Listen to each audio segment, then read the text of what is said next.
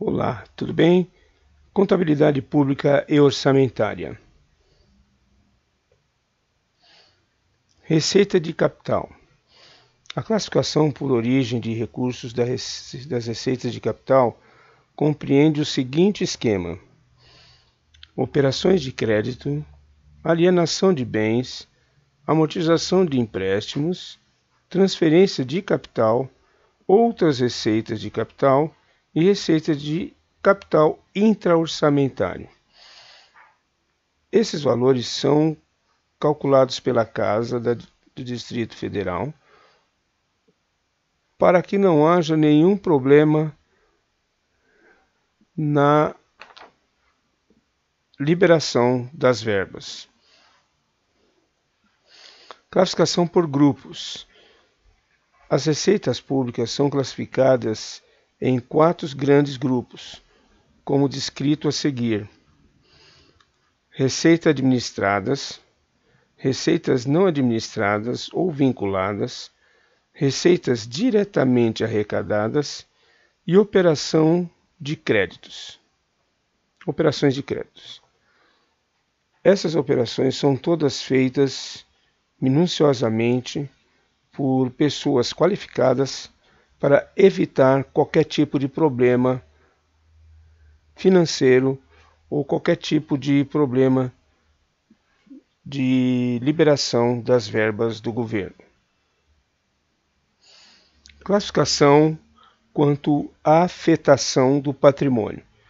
Nesse tipo de classificação, as receitas podem ser receitas efetivas, que significa são as receitas na qual podemos identificar o ingresso financeiro sem a correspondente desincorporação de direitos ou incorporação de obrigações, ou seja, sem que a administração pública ceda bens ou direitos de sua propriedade. Isto é calculado também quando se tem receita não efetiva.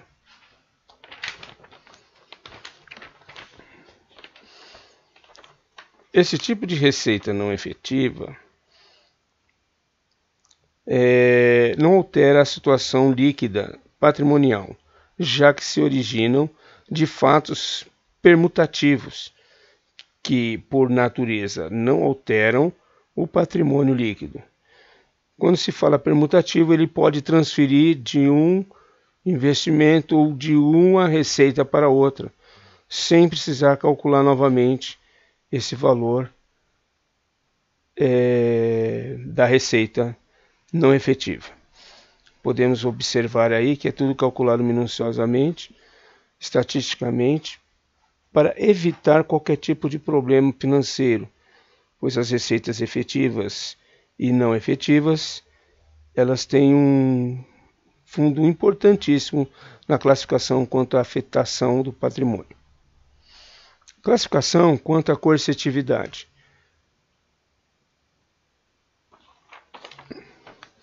Esse tipo, as receitas são classificadas por receitas originárias e receitas derivadas. Receita originárias. Esse tipo de receita decorre da utilização ou exploração do patrimônio pertencente ao governo ou ao órgão público através da prestação de serviços a terceiros e outras rendas arrecadadas de modo espontâneo. É-se feito aí uma licitação para que as pessoas venham participar das receitas originárias e aqueles que ganharem a licitação passam também a ser um órgão terceirizado pelo governo. E as receitas derivadas. As receitas derivadas, nesse tipo de receita, os recursos são oriundos do poder de império, ou seja, do poder que o Estado tem de exigir uma prestação pecuniária sobre bens, rendas e lucros dos particulares. Isso são empresas que trabalham junto ao governo e pagam seus impostos corretamente, onde o governo pode cobrar devidamente os valores aí que devem ser repassados para o governo. podemos observar aí que pessoas especializadas em cálculos desse tipo de receitas são utilizados aí naturalmente para conseguir fazer uma planilha de custo e acompanhar o crescimento das empresas particulares também. Despesas públicas. As despesas públicas evidenciam todas as ações que serão necessárias para que a administração pública atinja seus objetivos, utilizando as receitas para o seu custeio. Não somente o custeio, como também na ajuda da sociedade, do povo, que também precisa de ter um acompanhamento aí e não leve prejuízo nas despesas públicas aí, tá certo? Com um valor totalmente investido de uma maneira correta. Classificação das despesas públicas. A despesa pública, assim como a receita, divide-se em dois grandes grupos, sendo despesas orçamentárias e despesa extra-orçamentária. A despesa orçamentária são as que necessitam de autorização legislativa para poder ser realizada, ou seja, devem figurar no orçamento público para que se possa efetivamente realizar o gasto. O governo faz um projeto, esse projeto é elaborado por um grupo de pesquisas e depois é mandado para o legislativo. E esse legislativo, que são as orçamentárias, vão autorizar ou aprovar esse projeto para que seja colocado em ação. Créditos adicionais. O crédito adicional caracteriza-se por valores que adicionam ou acrescem ao orçamento.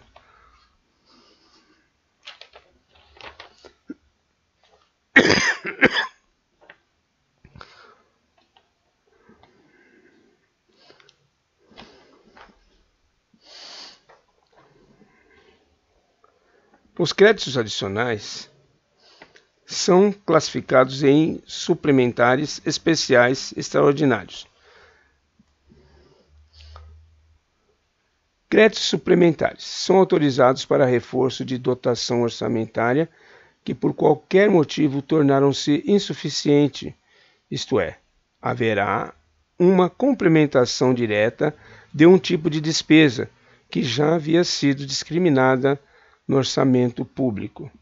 Então, esse tipo de valor já é calculado antecipadamente e imediatamente o governo vai liberar esse crédito suplementar.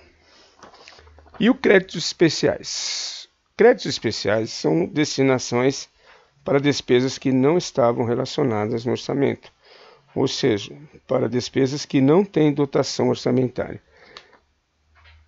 Os créditos especiais são autorizados para a cobertura de despesas eventuais ou essenciais e por isso mesmo não considerada no orçamento. E aí é a hora que o pessoal fica de cabelo em pé, que a partir da hora que o valor não é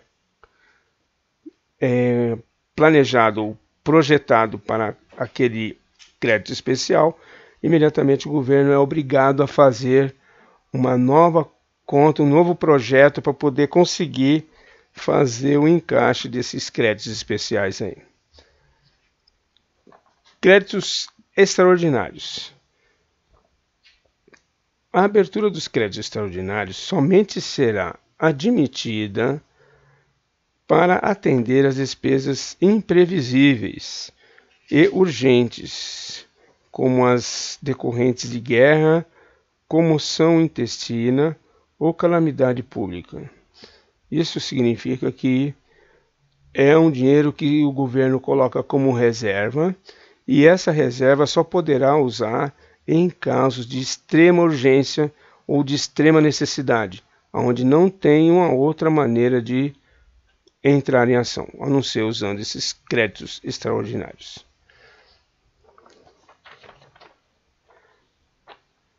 Dívida pública. Geralmente a dívida pública é causada por empréstimos de longo prazo, como também de empréstimos em curto prazo. Contudo, pode integrar a dívida pública os restos a pagar, fianças e calções e etc. A dívida pública classifica em dois grandes grupos: dívida fundada ou consolidada, ou dívida flutuante ou administrativa. Dívida fundada ou consolidada é a dívida fundada, é aquela que compreende empréstimos adquiridos através de títulos emitidos pelo governo, tais como obrigações do Tesouro, notas promissórias do Tesouro e letras do Tesouro e etc. O governo lança esses títulos no mercado para conseguir arrecadar alguns valores que podem mais tarde ajudar também nas receitas e administrativas para que o governo consiga se manter um pouquinho mais tranquilo. Então, cada governo ou cada estado vai lançar as suas letras ou títulos no mercado para tentar arrecadar um pouquinho mais os valores e tentar se manter com a dívida mais ou menos controlada. Dívida flutuante ou administrativa é caracterizada por breve ou indeterminado período de tempo onde o Tesouro contrai recursos para atender eventuais insuficiências de caixa. Nesse momento, quando o governo tem um problema muito sério, vamos supor, de enchente, tem que usar uma parte desse valor do dinheiro, que é da dívida pública, para poder acalmar a situação orçamentária, o governo acaba